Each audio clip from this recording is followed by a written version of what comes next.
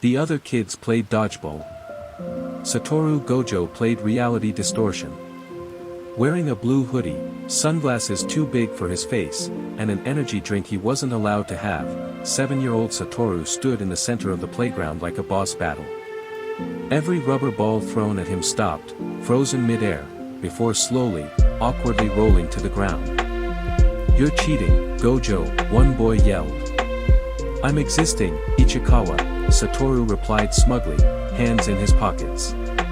"Sorry, your throws are weak." Another ball flew at his head. It stopped a foot from his face. He blinked. The ball hovered, then dropped with a sad thud. The other kids screamed in frustration. Satoru grinned, his cursed energy humming like static. Infinity was always on.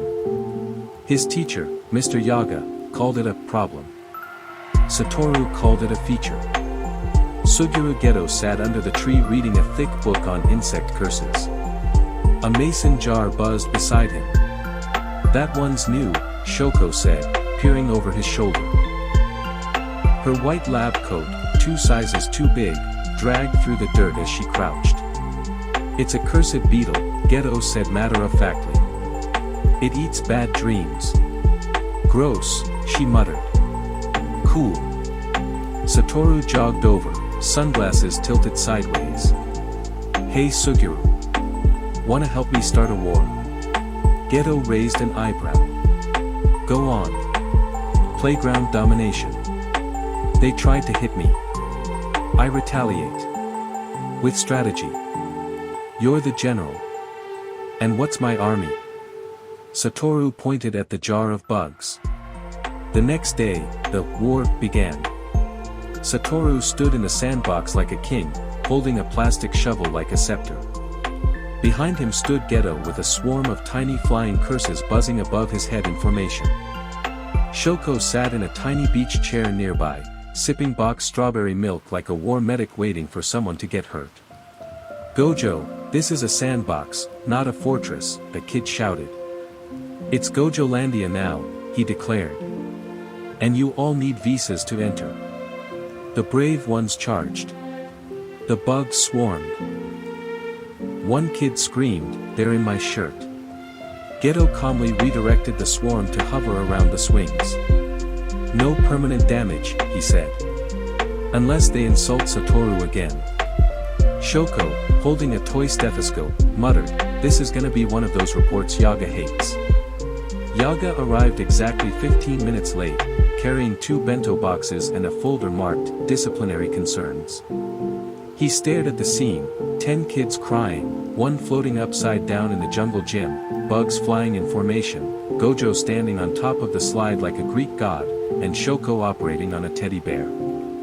"What the hell happened in the last 20 minutes?" he asked. "Training," Geto replied calmly.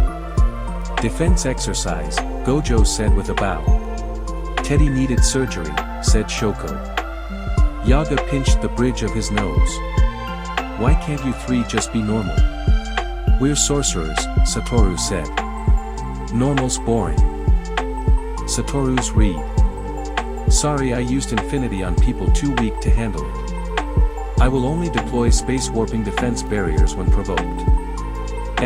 Gojo's sunglasses. Sugiru's. "I apologize for unleashing minor insect curses. I have named one of them Yaga Jr. as a tribute." Suguru G. Shoko's. "Sorry about the bear. He made it through surgery. The other kids didn't." Emotionally. Shoko I. Yaga sighed again. "You're going to be the strongest sorcerers in the world one day, and probably the most annoying." That night, the trio sat on the school roof, looking up at the stars. Satoru leaned back. "You think we'll still be doing this when we're grown up? Kicking butt and confusing teachers?" Geto asked. "Being the best," Shoko added softly. Gojo grinned. "I'll be the strongest. You two better keep up." Geto smiled. "Don't worry. I'll always be right beside you." Shoko kicked her legs. And I'll be the one patching you both up when you get hit. The stars didn't answer. But the three of them sat there, already bound by fate. They didn't know how much would change. But for now, they were just kids.